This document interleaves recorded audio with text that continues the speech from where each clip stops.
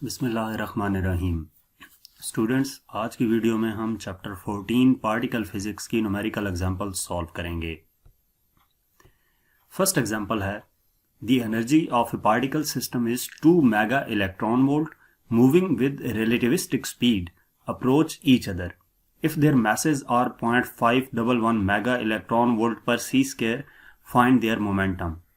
कि एनर्जी particle system की 2 मेगा इलेक्ट्रॉन वोल्ट है। एक पार्टिकल सिस्टम है और उसकी एनर्जी दी गई है और वो मूव कर रहा है रिलेटिविस्टिक स्पीड के साथ। ठीक है, अब अगर उनके मैसेस 0.51, उस पार्टिकल सिस्टम का जो मैस है 0.51 मेगा इलेक्ट्रॉन वोल्ट पर सी स्क्वायर हो, तो मोमेंटम कैलकुलेट करना है। Also justify why momentum has to values that is positive and negative. कि मोमेंटम की दो वैल्यूज क्यों होती हैं, पॉजिटिव और नेगेटिव वैल्यूज क्यों होती हैं। तो सबसे पहले स्टेटमेंट की मदद से हम डाटा नोट करते हैं।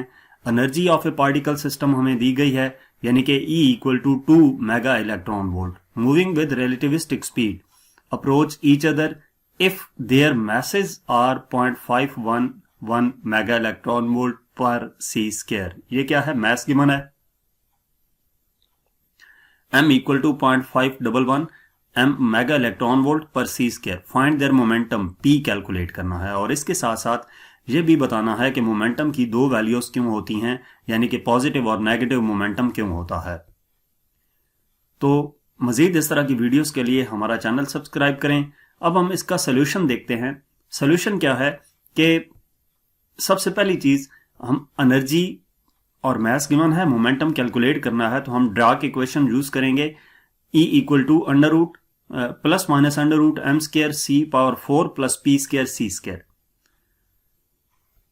इसमें हमने कैलकुलेट क्या करना है, P। तो हम इसको सिंप्लीफाई करके P को एक तरफ लेकर आएंगे, यानी कि इस इक्वेशन पे दोनों तरफ अगर हम स्क्वायर लेते हैं तो इस तरफ स्क्वायर अंडर रूट से कैंसिल हो जाएगा। E स्क्वायर इक्वल आ जाएगा M square C 4 plus p square सी स्क्वायर। अब P कैलकुलेट करना है तो पी स्क्वायर सी स्क्वायर इधर ही रहेगा, ये उधर जाकर इसमें से माइनस होगा, यानी कि पी स्क्वायर सी स्क्वायर इक्वल हो जाएगा E square minus M square C 4 के। तो ये पी स्क्वायर इक्वल आ जाता है, E की वैल्यू हमारे पास 2 मेगा इलेक्ट्रॉन वोल्ट गिवन है, इसका स्क्वायर लिख दिया, माइनस M की वैल्यू 0.511 मेगा इलेक्ट्रॉन वोल्ट पर सी स्क्वायर, इसका square into C4 as it is divided by C square as it is. अब जहां पे एक चीज आपने नोट किया है, वैसे मैं न्यूमेरिकल सॉल्व करते वक्त जो वैल्यूज होती हैं उनको SI यूनिट में कन्वर्ट कर देता हूं, लेकिन इसमें नहीं की। इसी वजह से जब फार्मूले में पुट की हैं तो हमने क्या किया है, यहां पे इनके यूनिट भी साथ लिखे हैं। और ये इस वजह से लिखा है कि अगर वैल्यूज को कन्वर्ट करके आप पुट करेंगे तो वो आपके लिए ज्यादा लेंथी हो जाएगा क्वेश्चन। तो मैंने डायरेक्ट इन्हीं यूनिट्स के साथ इसको पुट कर दिया है। ये जो डिवाइडेड बाय सी स्क्वायर है ना, ये पी स्क्वायर इधर रहेगा तो सी स्क्वायर इधर से इस तरफ आएगा तो इधर आकर डिवाइड होगा। अब इसमें अगर आप देखें तो ये एज इट इज आ जाएगा, माइनस 0.511 मेगा इलेक्ट्रॉन वोल्ट का स्क्वायर हो जाएगा, क्योंकि सी स्क्वायर का स्क्वायर C4 हो जाएगा। C पावर 4 इस C पावर 4 से कैंसिल हो जाएगी, तो बाकी ये रह जाता है डिवाइडेड बाय सी स्क्वायर। अब हम इसका स्क्वायर ओपन कर देंगे। 4 मेगा इलेक्ट्रॉन वोल्ट का square minus 0.26 mega electron volt का स्क्वायर हो जाएगा। यहां पे 2 का स्क्वायर लिया है और 0.511 का स्क्वायर लिया है, तो इसको हम माइनस करेंगे। 3.74 मेगा इलेक्ट्रॉन वोल्ट का square divided by C square आ जाता है। हमने P कैलकुलेट करना है, दोनों तरफ अंडर रूट लेंगे तो स्क्वायर अंडर रूट के साथ कैंसिल हो जाएंगे और 3.74 का अंडर रूट आ जाएगा 1.93। ठीक है, P इसका अंडर रूट कैंसिल, 3.74 का अंडर रूट 1.93, इसके ऊपर जो स्क्वायर है वो अंडर रूट के साथ कैंसिल हो जाएगा और इसका स्क्वायर भी अंडर रूट से कैंसिल हो जाएगा। तो यहां तक आपका आंसर ठीक है, 1.93 मेगा इलेक्ट्रॉन वोल्ट पर सी।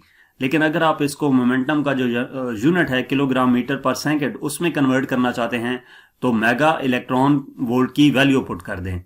ठीक है, और सी की वैल्यू भी पुट कर दें। मेगा की वैल्यू 10 पावर 6 होती है, इलेक्ट्रॉन की वैल्यू, इलेक्ट्रॉन के ऊपर जो चार्ज है 1.6 इंटू 10 पावर माइनस 19 हो जाएगा, डिवाइडेड बाय 1 इलेक्ट्रॉन वोल्ट इतने केजी के इक्वल होता है, इतने जॉल के इक्वल होता है। ठीक है, तो वैसे हमारे पास सी की वैल्यू 3 इंटू 10 पावर 8 मीटर पर सेकेंड है, तो इसको हम सिंप्लीफाई करें तो 1.03 इंटू 10⁻⁻21 किलोग्राम मीटर पर सेकेंड आ जाता है। ये हमने मोमेंटम कैलकुलेट कर लिया।